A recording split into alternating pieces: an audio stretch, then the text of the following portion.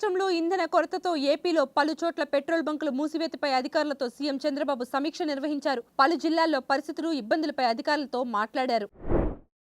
Car driver Subrahmanyam హత్య కేసులో సాక్షులను బెదిరించడంపై వైసీపీ ఎమ్మెల్సీ అనంతబాబుకు కాకినాడలోని మొబైల్ కోర్టు 14 రోజుల రిమాండ్ విధించింది.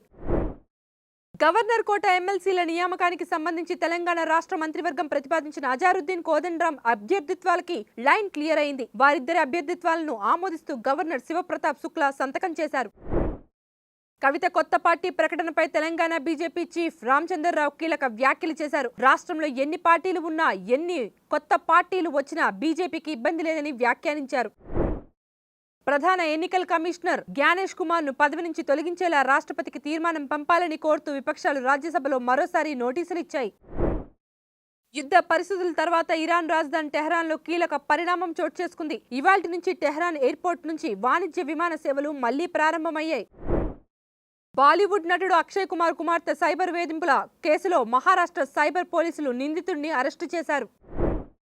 జననాయకన్ చిత్రం లీకైన వ్యవహారంలో ఆ సినిమా ఎడిటర్ ప్రదీప్ ఈ రాఘవన్ ను southern Indian film editors association suspend చేసింది.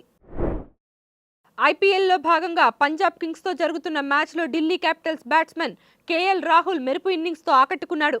కేవలం 26 బంతుల్లోనే అర్ధశతకం పూర్తి చేశాడు. Please subscribe to the channel and download the Politicos app from the links in the description.